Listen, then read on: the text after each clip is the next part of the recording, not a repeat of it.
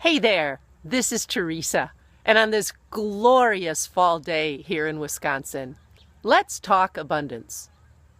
What I'd like to talk with you about is a pattern that I personally still struggle with, and I see my clients struggling with all the time. It's a pattern that absolutely limits the abundance that we can experience in our lives. And what I've discovered is this pattern all goes back to a belief, a saying that most people have heard many, many times in their lives. I'm going to bet you have too. And that saying is, it's better to give than to receive. Now, it's absolutely important to give. Giving is one of the ways we create space in our lives and we open ourselves up to receive abundance. But notice the word I just said, to receive abundance. Far too many people have taken that saying and used it to actually block their ability to receive abundance. If it's better to give than to receive, then somehow receiving isn't so good, or it's bad for some people. We've been taught that we shouldn't receive something, or somebody gives us a gift when we're a young kid and, oh, no, you can't take that. And we start to think that receiving is bad and giving is good. But that would be like saying, well, let me give you an experience of what that would be like saying. I'd like you to just notice right now that you're breathing. Inhale, exhale, inhale, exhale. Now you tell me, which one's better than the other? Is it better to exhale than to inhale? Of course not.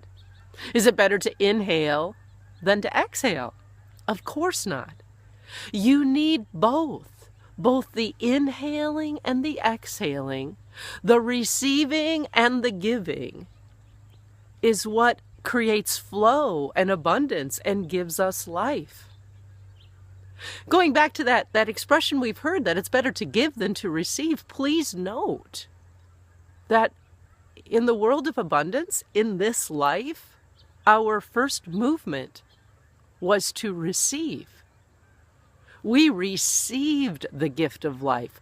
Our first breath when we came into this world was an inhale. It was a receiving. And giving is always a response to what we've received.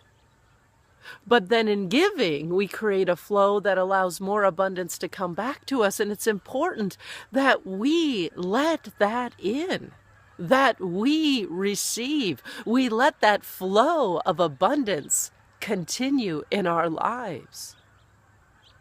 You see this giving and receiving always in tandem, always going together in the natural world. I'm surrounded right now by beautiful trees and plants. With every exhale of mine, I release carbon dioxide out into the world, with which the plants inhale or receive, which gives them life. And at the same time, they exhale or release and give oxygen out into the world, which gives me life.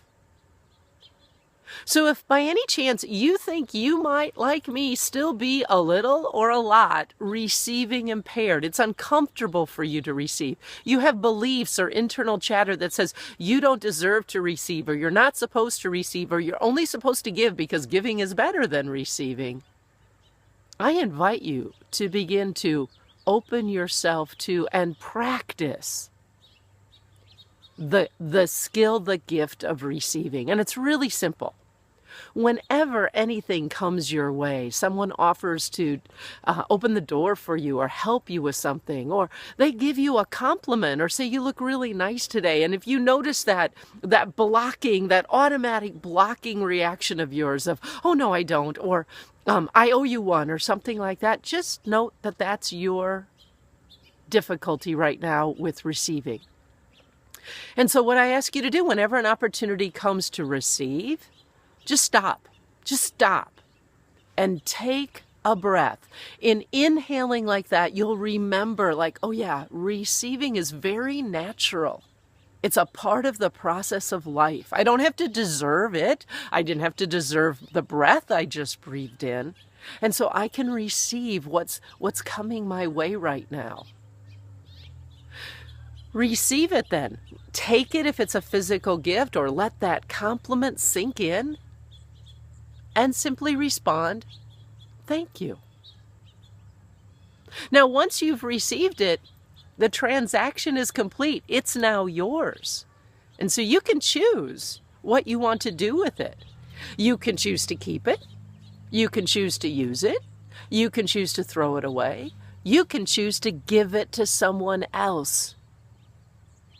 Because you've done your part in the flow of abundance. You've received what's been given you. And in so doing, you have more to give.